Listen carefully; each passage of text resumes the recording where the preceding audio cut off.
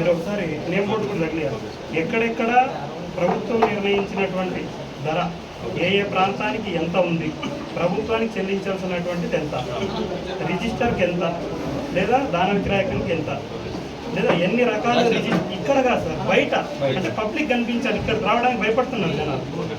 కానీ మీరు అక్కడ పెద్ద బోర్డు పెట్టారు. ఎవరు కూడా ప్రభుత్వం ఎంత మీరు ఎంతైతే నిర్ణయించుంటారో రైటర్ కూడా అంతే తీసుకునేటట్టు. సబ్ రిజిస్టర్ కార్యాలయానికి దాదాపు రోజు వందల సంఖ్యలో జనాలు వస్తారు. నీళ్లు లేక ఇబ్బంది పడుతున్న పరిస్థితి. ఎందుకంటే డబ్బులు ప్రభుత్వానికి చెల్లిస్తున్నటువంటి పరిస్థితి. ఇక్కడ ప్రభుత్వానికే డబ్బులు చెల్లిస్తారు కానీ వాళ్ళకి నీళ్లు పెట్టలేదు. అదనంగా డబ్బులు తీసుకున్నారు. దీని మీద యాక్షన్ తీసుకోండి. చాలా మంది తీసుకుంటారు. స్టాంపులు ఒకరే ఇస్తున్నారంటే ఎంత మంది పర్మిషన్ ఇచ్చారు? ఒకరే ఇస్తున్నారు. స్టాంపులు ఎప్పుడు అయిపోయినాయంట సార్. ఇక్కడైతే రిజిస్ట్రేషన్ జరుగుతూ ఉంటాయి కానీ ఎవరైనా అగ్రిమెంట్ కోసం వస్తే తిప్పలు పడుతున్నటువంటి పరిస్థితి. ప్రతి దానికి కూడా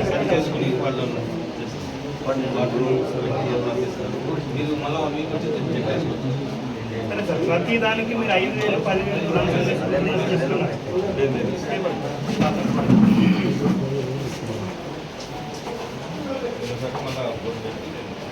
పెద్ద బోర్డు పెట్టండి. ఏ ఏ ప్రాంతాలు, ఎన్ని ప్రాంతాలు ఉన్నాయి.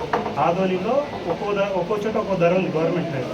కానీ ఆ ధర ఎక్కడెక్కడ ఆ ఏరియా ప్రాంతం పేరు ప్రభుత్వానికి కట్టాల్సింది ఎంత, అది రిజిస్ట్రేషన్. నేను అంటున్నది గిఫ్ట్ డీడ్కి ఎంత, అన్ని రకాలుగా రాయాలి. ఎందుకంటే ప్రజలు ఇబ్బంది పడుతున్న పరిస్థితి.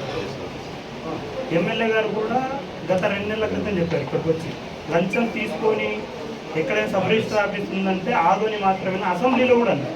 మరి దానికి విరుద్ధంగా ఆదోని సబ్ రిజిస్టర్ ఆఫీస్ జరుగుతుంది. దీని మీద వెంటనే చర్యలు తీసుకోండి. లేదంటే మా ఎమ్మెల్యే గారు వచ్చిన తర్వాత మళ్ళీ ఆయనలో కూడా కలిసి ఇక్కడ విచారణ చేయించమని చెప్పి ఒక కమిటీ వేయాలని చెప్తాం.